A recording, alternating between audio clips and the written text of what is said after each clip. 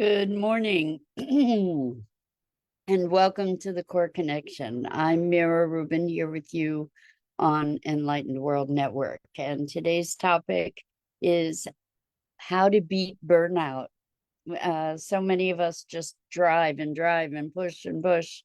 And it's easy to get burnt out by just expending more energy than you actually replenish. So we're going to look at what it takes. We're going to look at the dynamics of burnout and what it takes to make it a thing of the past. But before we get started, let's take a minute or two to get present. Let's take a deep breath in through your nose and hold it. And imagine clean, crisp oxygen flooding your lungs, flowing into your bloodstream, nourishing all your cells, all your organs, bringing vital life energy to your body and being. And as you exhale any tension, stress, negativity, fatigue. And now let's take another deep breath in through your nose and hold it. This time, imagine brilliant, bright light lighting you up from the inside out, illuminating, electrifying, and energizing all your cells, your molecules, your electrons, creating a brilliant beam of light and energy from your heart out into the world. And as you exhale any remaining tension, stress, negativity, fatigue. And now let's press our palms together. Vigorously rub your hands together to feel the friction, the temperature, the pressure, the motion, the tickling and tingling when you stop. And allow all those sensations to bring you present right here, right now, into this remarkable physical form that enables us to experience life. Welcome, welcome, welcome. Good morning, loved by God. Good morning, Rosalind. So wonderful to have you with us this morning. And welcome to everyone else who's joining us. And let's talk about burnout. Burnout's a thing.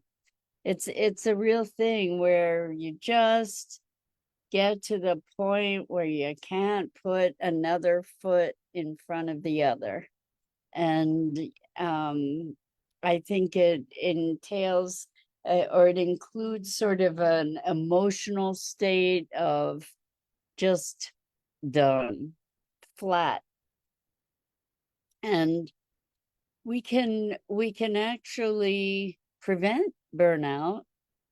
However, it might mean recalibrating some values. It might mean reassessing the way that we approach life, even in a foundational way. So burnout, I believe, and by the way, the stuff that I say, I want you to know it's not like it's truth. It's that these are hypotheses. Try things on, see if it resonates with you, see if it feels true to you. Don't just accept what anybody just tells you. Feel into whether that's an applicable truth for you, if it resonates. But what I'm looking at with burnout is that I tend to believe that it's a function of this do mentality, where we become human doings rather than human beings. And we push ourselves and drive ourselves and force ourselves to be machine producers, that we're just valuing ourselves and our lives pretty strictly based on what we do in the world, what we accomplish, the things that we accomplish. rather than from a space of what lights us up, what inspires us, what gives us that life and vitality and spark. And one of the antidotes, or one of the ways that we can mitigate burnout, or maybe bypass it completely, is by listening to ourselves, taking care of ourselves, giving ourselves rest. It's funny because it seems counterintuitive, certainly, but I found that when I was uninspired or overwhelmed with work, or feeling blocked in trying to create something creative, or just feeling super pressured, rather than white knuckling it, overcoming, just powering through, that I made out a whole lot better when I went and did something that nurtured me. So, for instance, um, when I was feeling anxious about business building, for example, rather than pushing through and forcing myself to make more calls or whatever, I would go for a walk and take pictures of flowers because taking pictures of flowers is something that just nurtures my soul. And what's remarkable about that, when we allow ourselves to care for ourselves in a way that we nurture our heart and soul, there's a renewal that comes about as a result of that. And rather than this notion of increasing the pressure on ourselves, releasing that pressure gives us an opportunity to take a deep breath and to come back to ourselves. When there's so much to do, the inclination is to say, no, I can't relax. No, I can't meditate. No, I can't do this, that, or the other thing because I have so much to do. I have to do this. I have to do that. And the pressure of all those have tos, it takes us further and further and further away from the state of being that allows our lives to flow, that allows our lives to emerge, to flow is really the best word, because we have the capacity, if we cultivate it, certainly, we have the capacity to be in partnership with life, rather than trying to dominate it, rather than trying to control it. We have the capacity to be in the flow with it, to be collaborating with it, to be dancing with it, to be... I think the idea of dancing is one of the best, right? To be in flow. There's a give and take in dancing, even if we're not dancing with a partner, even if the partner is the music, right? We're dancing with the music. That's kind of dancing with life. Life feeds us when we do that. And what happens? Good morning, Sue. Welcome. So good to have you here with us this morning. So for the workaholics among us, oftentimes we just get crazed by the vast list of things to do and this sense of responsibility to get all this stuff done. And what happens, and at least it's happened for me, and I imagine it's happened for you as well, is that the more we push, the more resistance there is. The harder it is to get things done or to get things to flow, to get ideas to flow. And when we can find a way to breathe, to give time to the breath, even, maybe take 5 minutes to meditate, even that can shift the entire dynamic of this production mentality, this go, go, go, drive, drive, drive, push, push, push. We can step back from that, breathe, connect, give ourselves the gift of something that nurtures our heart. When we do that, the whole energy is shifted, and it's like releasing a log jam from a river, and then the river can flow.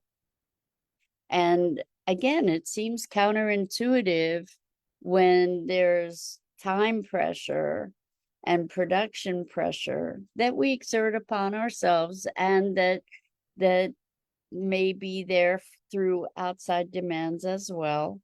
But when we relieve that pressure, we can allow for the flow again. So if you think about a hose, a hose that's unimpeded flows, but then maybe you crimp it up and there's all this pressure and it's squeezing the hose and it's making the aperture of the hose smaller and smaller and smaller, so less and less and less can get through. When we can take a breath and ease and release the pressure on the hose, then more flows through, and we end up being able to accomplish more in less time without the pressure and the intensity and the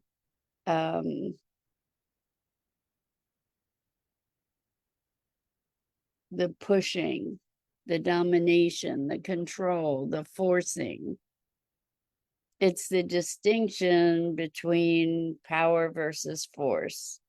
That force is this kind of dominating thing. It's overriding our heart and soul and being. It's overriding our life force. It's squeezing that hose and constricting it to the point where just bare trickles can get through. And if we do that long enough, what we're doing is we're cutting off our life supply. We're cutting off the supply of our vitality and the source of our energy. We're literally cutting ourselves off from the source of that energy. And so again, it may seem counterintuitive to step back, take a break, walk away, change the environment, go for a walk, go see something else, take a break, stand up, do some stretches, do some exercise, do meditation, just like do something that feeds you. And then you can come back renewed to a different energy. Don't step back into the same rat race, because the truth about pressure is that it doesn't exist from outside, regardless of somebody saying, I really need you to do this now. I need you to do this now. Pressure is only resides within us if we choose to take on that urgency from someone else, or how we choose to take on that urgency. Because it's possible to take on that urgency in a way that ignites us rather than pressures us, rather than constrains, constricts, compresses, pushes us down. We can sort of, rather than being oppressed, we can rise to the challenge. It's like, okay, I'm going to take this on. Let's get in the flow. Let's see how we can create that. We don't have to feel like, oh, I got to do this. I got to do this. I don't, because that's the constriction. We can instead sort of source an expansion, source an upliftment. We do have these choices, right? And when we do that, it's not pressure as much as it's a challenge. We can take it on in that way by managing our inner state, by managing our beingness.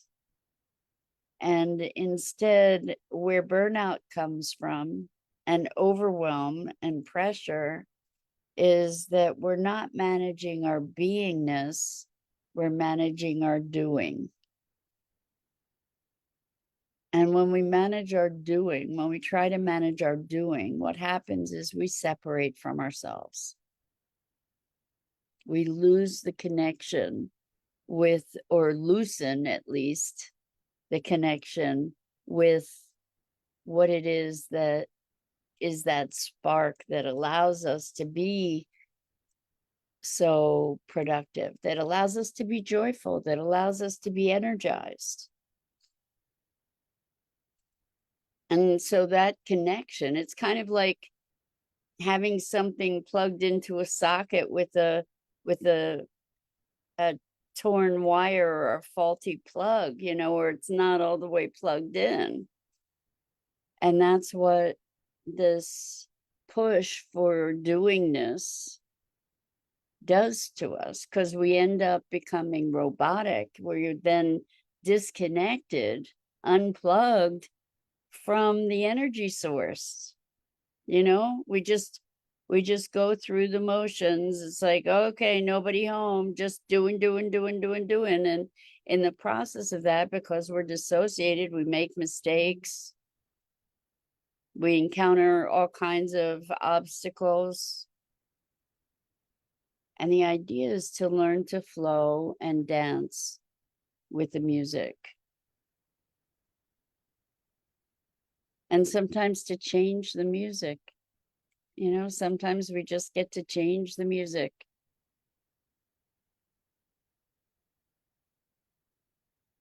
And if we do get to a place of burnout, it's important, actually, way before we get to that point. But it's important to be willing to nurture ourselves, to experience the experience. Because so much energy is expended resisting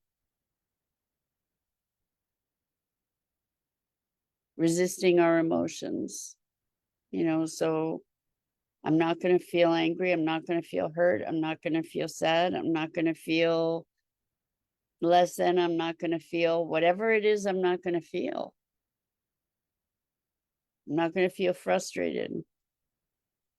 Well, if we let ourselves feel it, the feeling actually passes. All the energy expended. So many people I've spoken to have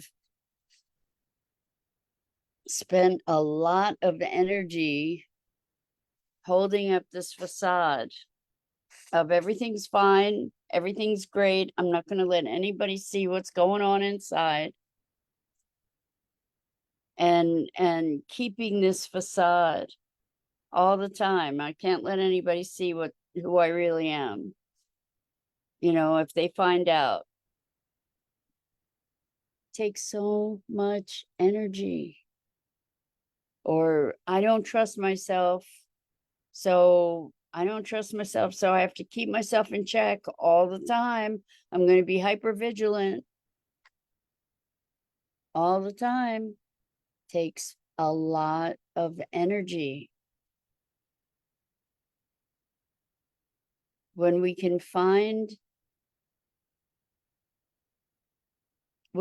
gift ourselves the opportunity to feel what we feel when we feel it, it moves through as energy. We don't have to make stories about it.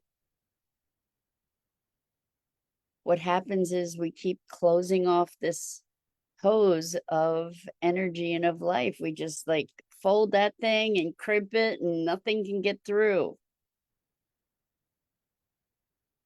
And really, we are, it's kind of like we are that channel for life to move through. And sometimes there's sand in the water, and sometimes there's pebbles, and like sometimes the water moves more quickly and sometimes it moves more slowly, and we get to just allow it to process through. But when we crimp that hose, that's when we experience burnout and we experience overwhelm, because we've closed off the source of our vitality. And we get so wrapped up in the have tos. I have to do this, I have to do that, I have this whole list of stuff to do.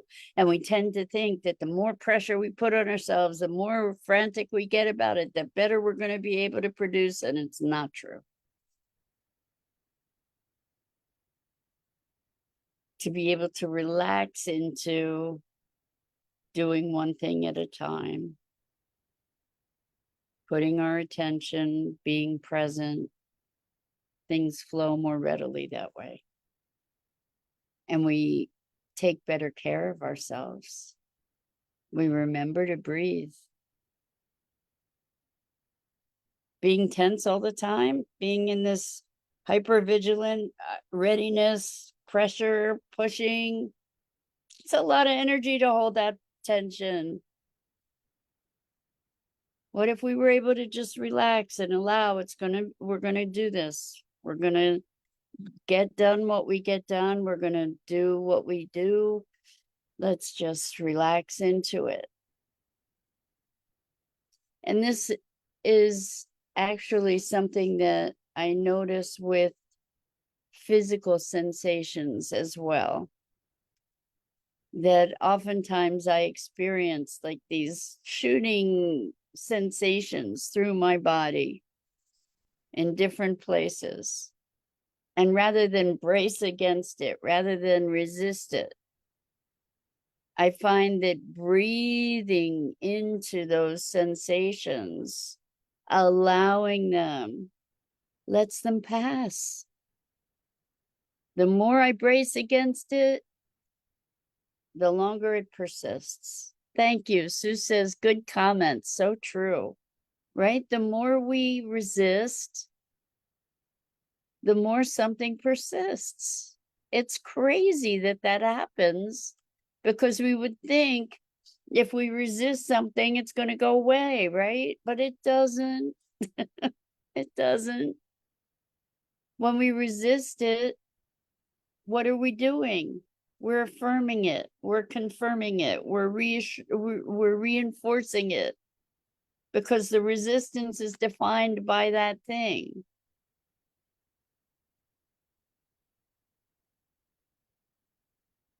So when we say don't whatever, what are we doing? We're reinforcing the thing that we're saying don't about. And that's what resistance is. So if we can find a way to flow, if we can find a way to release the resistance, to relax into whatever it is that's going on, to be more present, then we can allow the flow in greater ease. And things will take less time and we will get less burnt out. We will be nurturing ourselves because we'll be maintaining our connection to the very source of life and energy that feeds us. So that's it for today. I'm Mira Rubin. This is the Core Connection, and I go live here each weekday morning at 9 a.m. Eastern on the Enlightened World Network Facebook page and YouTube channel. And I invite you to please like, follow, share Enlightened World Network and me. The links are in the description. I wish you all a wonderful, wonderful weekend.